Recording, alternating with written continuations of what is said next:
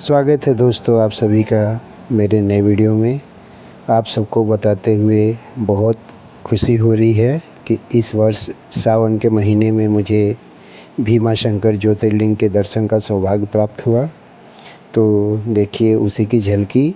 अभी हम लोग गाड़ी से पहले पूना गए, पुणे के बाद फिर एक छोटी सी कैब बुक करी और भीमा शंकर के दर्शन के लिए निकल पड़े। हमारी कैब को पार्किंग में ही रोक दिया गया। उसके बाद यहाँ से 3 किलोमीटर की पैदल यात्रा करनी पड़ी। इसी दौरान हम लोग पार्किंग से मंदिर जाते हुए ये देखिए हर हर महादेव, ये भीमा शंकर टेम्पल का भी दृश्य आया था आप लोगों के सामने। तो हम लोग पहुँच गए और बाबा के दर्शन के लिए जाने के लिए तैयार हो रहे थे। और बगल में प्रसाद था, पेड़े का दुकान था, वहाँ हम लोगों ने प्रसाद लिया। फिर इस जगह से देखा लोग फ़ोटो खींच रहे हैं। वहाँ अंदर मोबाइल ले जाने की अनुमति तो नहीं थी, इसलिए हम लोगों ने जहाँ प्रांगण में था वहाँ थोड़ा सा वीडियो शूट किया और दूर से ये बाबा के मंदिर के दर्शन आप लोगों को भी करा दिए, ताकि आप लोग भी बाबा के मंदिर का दर्शन कर पाओ। ये देखिए यही मुख्य मंदिर है भीमा शंकर ज्योतिर्लिंग का। और उसके बाद मंदिर से सटे हुए थोड़ा सा प्रांगण में भी मुझे वीडियो रिकॉर्डिंग करने का मौका मिल गया, तो वहाँ मैंने दिखाया। ये देखिए वो जैसे आप बाबा के दर्शन करके निकलेंगे मुख्य मंदिर से, तो ये यहाँ से निर्गम स्थल पे जहाँ से निकास द्वार है वहाँ ये नंदी महाराज विराजमान हैं। इनके दर्शन किए हम लोगों ने। यहाँ तक शूटिंग कर सकते थे, इसके बाद मुख्य गर्भगृह में शूटिंग करने की व्यवस्था नहीं थी। चलिए थोड़ा सा आप लोगों को गेट से ही मैं झलकी दिखा देता हूँ। ये मैं आ गया नज़दीक। ये यहाँ से ऐसे बाहर निकलते हैं दर्शन करने के बाद, और वो जो मैंने दिखाया ये अंदर में यही गर्भगृह जाने का रास्ता है। सभी लोग लाइन में लगे हुए थे दर्शनार्थी। और जब बाहर निकलते हैं तो ये इतना बड़ा विशालकाय दिया, जो कि हो सकता है किसी विशेष अवसर पे प्रज्वलित होता होगा। और ये यही कार्यालय है जहाँ प्रसाद वगैरह बिकता है, प्रसाद की दुकान।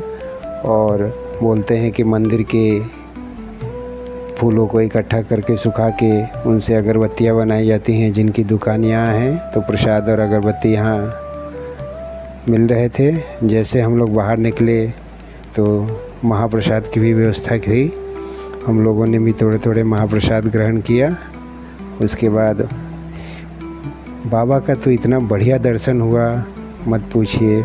अभी तक मैंने जितने ज्योतिर्लिंगों के दर्शन किए हैं, आपको बताना चाहता हूँ कि मैंने 7 ज्योतिर्लिंगों के दर्शन कर लिए हैं।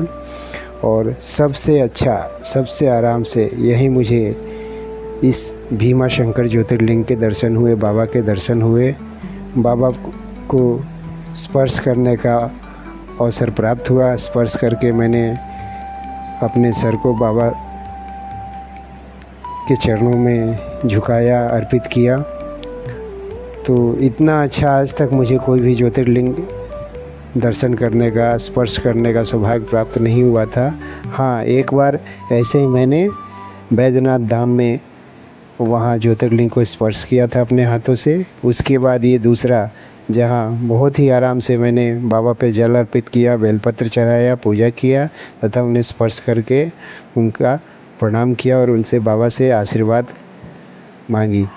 और इसी तरह से जब दर्शन करके बाहर आते हैं तो बाहर भी कुछ मंदिर हैं जिनके दर्शन करते हुए सभी दर्शनार्थी जो बाहर से भीमा शंकर बाबा के दर्शन करके आते हैं। और बाहर में भी ये मंदिर है, तो ये देख लीजिए जैसा कि आप लोग देख रहे हैं।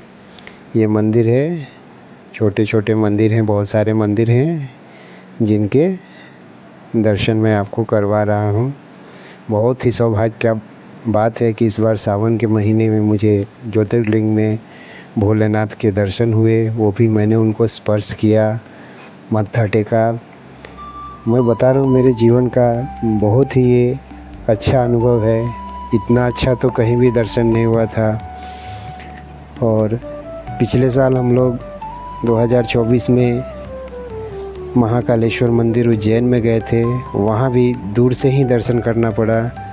मतलब लगभग 25-50 फीट दूर से बाबा के दर्शन हो गए, लेकिन यहाँ तो बाबा को स्पर्श करने का मौका मिला। उसके बाद ओमकारेश्वर गए थे, वहाँ भी दर्शन हुए, थोड़ा नज़दीक से हुए, वहाँ 2-4 फीट के नज़दीक से हुआ, लेकिन बाबा को स्पर्श करने का सौभाग्य प्राप्त नहीं हुआ।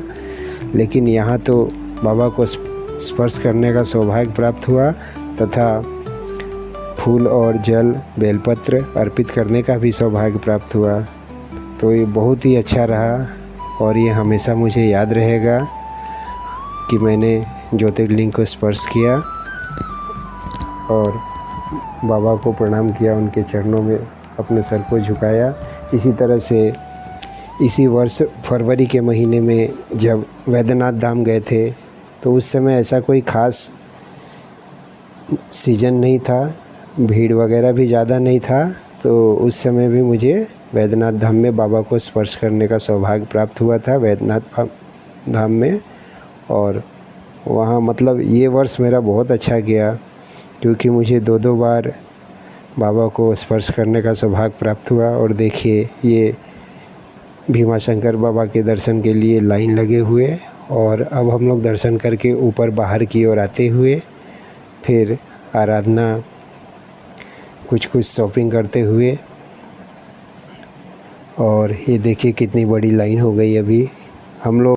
और इसी तरह की वीडियो मेरे चैनल पे आते रहते हैं। यदि आप लोगों को अच्छा लगे तो वीडियो को लाइक करें, दोस्तों के साथ शेयर करें। चैनल पे नए हैं तो इसी तरह का वीडियो देखते रहने के लिए चैनल को सब्सक्राइब कर लें। मिलते हैं फिर आप लोगों से किसी और वीडियो में। अभी हम लोग फिर वापस जहां हमारी गाड़ी लगी थी वहां आ चुके हैं। हर हर महादेव, बम बम भोले श्री